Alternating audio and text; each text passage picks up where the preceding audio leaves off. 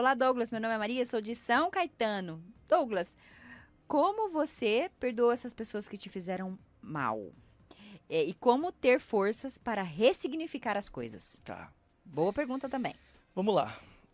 Só para entender e fechar o contexto do meu pai. Meu pai ele ficou muito doente, ele foi para o hospital, ele ficou internado. Durante todo o processo ali, eu percebi que eu tinha um propósito. Eu não estava nessa família à toa. E o improvável, que era eu, foi aquele que hoje trouxe a oportunidade da minha família ter um encontro com Jesus. E eu entendi que toda dor é um convite para que você possa anunciar o reino de Deus. Uou. Toda dor e sofrimento é um convite para que você possa anunciar o reino daquele que é amor, que é perdão, que é misericórdia. Isso a gente vê refletido no texto de João capítulo 8, quando Jesus ele tem ali o episódio daquela mulher que é jogada diante dele num ato de adultério, e ele olha para todo mundo, e aí entra um ponto importante aqui. Ah.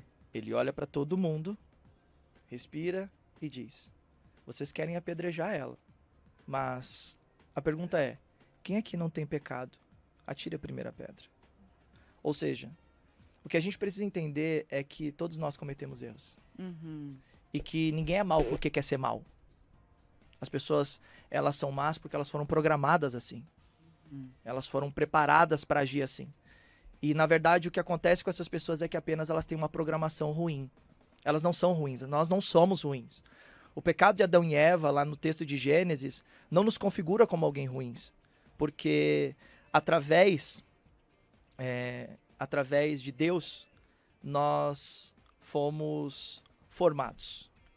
Através do pecado, nós fomos desconfigurados. E através de Jesus, nós somos transformados.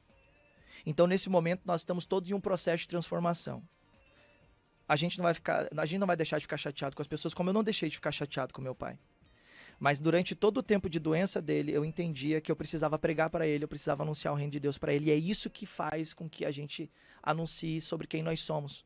Porque o amor de Deus que há em nós mostra a identidade de Deus que está configurada em nós. Oh. Eu entendi que eu precisava fazer isso com meu pai. Porque o comportamento ruim dele não anulava a bondade de Deus que há em mim. Oh. E a gente precisa entender isso. Você não pode ser refém do reflexo da maldade das pessoas. Mas você tem que ser refém do reflexo da bondade de Deus. Então, eu entendi que eu precisava refletir a bondade de Deus. E eu fiz isso até o fim. Lavei, dei banho no meu pai, troquei a fralda do meu pai, eu cortava a barba do meu pai, eu carregava meu pai para cima e para baixo. No último dia, no hospital, era um final de semana, não lembro o dia exatamente, eu só sei que era 8 horas da noite, porque era o horário de visita. Eu estava no ouvido do meu pai, falando de Jesus pro meu pai, falando que Deus amava meu pai. E eu entendi que naquele momento era o momento que Deus havia preparado para o meu pai ser salvo. Eu preguei para o meu pai, falei que Jesus amava ele. Ele derramou uma lágrima no olho. Ele estava em coma induzido, mas as pessoas em coma induzido já têm base científica que eles ouvem. Naquele momento, eu perdoei meu pai, falei que amava ele, falei que acreditava nele. E falei que Jesus iria receber ele, não importa o que tivesse acontecido. Mas Jesus ia receber ele porque Jesus amava ele. E eu também. E nós todos da nossa família amávamos ele. E naquele momento eu tive que sair, que acabou o horário. Algumas horas depois a gente recebeu a notícia que tinha que voltar para o hospital. E o médico falou: olha, o seu Darli foi embora, ele morreu. Só que eu entendi que naquele momento eu havia cumprido a minha missão com meu pai, porque depois eu fiquei sabendo que meu pai trouxe no Dia dos Pais uma palavra para todos que estavam lá junto com ele e disse assim: olha, se eu morrer, eu posso morrer em paz, porque hoje eu sei que eu tenho um homem dentro da minha casa. Uou. E não foi o meu pai que me transformou nesse homem, foi Deus. Uou. E isso é muito importante a gente entender. Nós somos filhos de um pai espiritual cumprindo um propósito com pais naturais. Nós não somos filhos de pais naturais, nós somos filhos de um pai espiritual, cumprindo um propósito através de pais espirituais naturais aqui nessa terra. Então eu entendi que eu era filho de Deus. Eu entendi que ele era o meu pai. E que meu pai, ele agiria como numa condição daquela. E ali, naquele momento, eu entendi que essa é a nossa missão, esse é o nosso propósito. E dali para frente as coisas foram andando, foram destravando. E aí entra o momento mais feliz da minha vida, que foi o dia em que eu casei.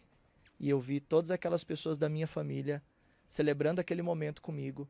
E eu mudando, ressignificando todas as histórias de traumas e frustrações que eu havia vivido na minha família, formando uma família e me tornando agora um esposo, um homem e agora pai.